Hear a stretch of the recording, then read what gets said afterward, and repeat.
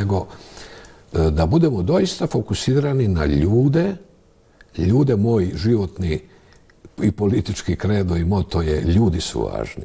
Dakle, mi moramo pokazati, i to i radimo sada, radimo na našim politikama, da su ljudi važni i da u fokus našeg političkog djelovanja stavljamo ono što se tiče građana ove zemlje. To znači i umirovljenika, i radnika, i poljoprivrednika. Dobro, ajde kažete onda što imate u tom smislu. SDP već izlazi danima za penzije, 750 eura, pa ne znam. Pa evo recimo, to je jedna priča koja je kupljena ili uzeta, posuđena od nas. Ja već 2 godine, ali zbog sve slabe vidljivosti, to možda nije doprlo. Već 2 godine, pa i godinama zapravo, čak i kad sam bio u SDP-u, radeći sve programe od 1994. do 2007.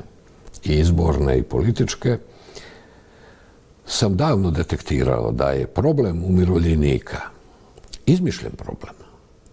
I ta priča o tome da je mirovinski sustav ekonomski neodrživ uopće nema nikakvog utemeljenja u stvarnosti.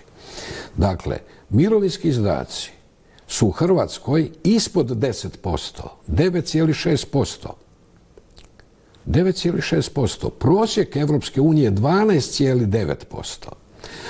Francuska ima 15%, Portugal 15%, Italija 14,7% i tako dalje. Dakle, mi imamo veliki prostor, neće ova zemlja propast ukoliko bude političke volje da se taj položaj umirovljenika popravi. Dakle, to je prva stvar. Druga stvar, kad je riječ o umirovljenicima, ja sam taj ministar koji je to već pokazao. I jedino je u mandatu mom ministarskom mandatu vlade Ivice Račana, su mirovine jednokratno povećane za 20%. U 4 godine mandata 44%, kad se odbije inflacija, mirovine su za 1/3 povećane. Kako smo mi to napravili? Pa MMF, Svjetska banka, nije bilo ovih evropskih novaca i tako dalje. Neko su ono za vratom bili rekli ne smijete više u socijalu i u ništa. Uspjeli smo, jer sam ja pronašao jedan model po kojem smo osigurali, nazvali smo da je to povrat duga umirovljenicima, kroz trajni dodatak. Osigurali smo to povećanje mirovina i to je postalo sastavni dio sada mirovine. I sad se evidentira, nakon 20 godina, evidentira u Zavodu za zapošljavanje na taj način 70 milijardi kuna već otišlo našim hrvatskim umirovljenicima. Ne govorim na pamet, dakle, znam o čemu se to radi i znam kako se to može napraviti. Dakle, što bi trebalo napraviti već kad pitate o mirovinskom sustavu? Primarno je sačuvati ključna 2 elementa na koje neki atakiraju, pa čak i neke umirovljeničke stranke. 2 načela, to je načelo uzajamnosti i načelo solidarnosti. Uzajamnost znači moraju mirovine odražavati dužinu i visinu uplata. Ako su ljudi uplaćivali, ako sam ja uplaćivao cijeli život 2 puta više od vas u mirovinski sustav ili 2 puta duže, onda ja to moram vidjeti na svojoj.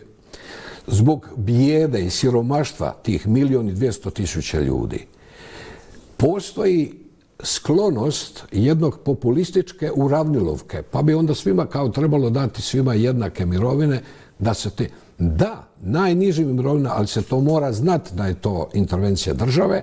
Zašto se intervenira? Ali ljudima koji su štedjeli, koji su radili, koji su uplaćivali, se mora osigurati dostojanstven život. I to nije mali broj ljudi. Dakle, očuvati taj i solidarni i taj načelo uzajamnosti.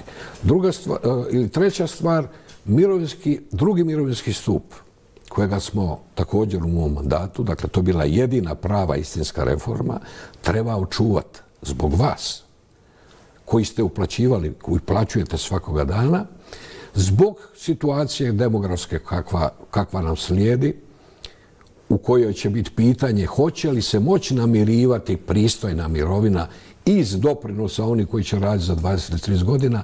Jako je važno da vi sada imate svoju mirovinsku štednju. Ali što treba napraviti? Nešto od toga ova vlada već i počela.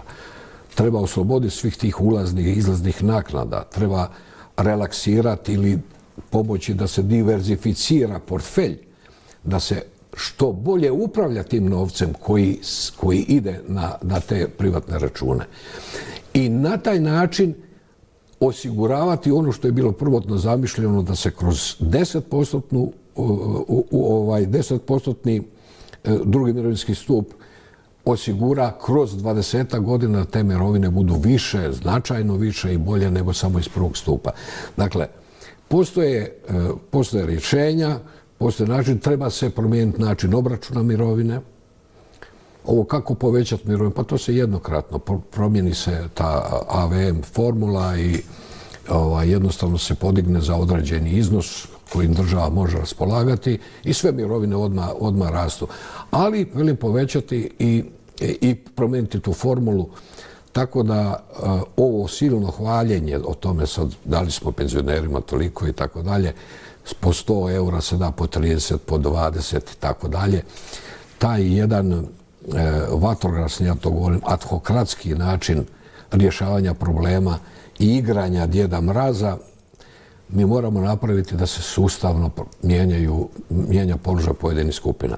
Isto se odnosi i na osobe s invaliditetom, isto se odnosi i na mlade koji su potpuno neprepoznati kao problematični. Razumijem, ali sačuvajte sad ideje za kampanju. Biće prilike, mi se ispričasmo. Hvala vam, gospodine Vidović. Hvala.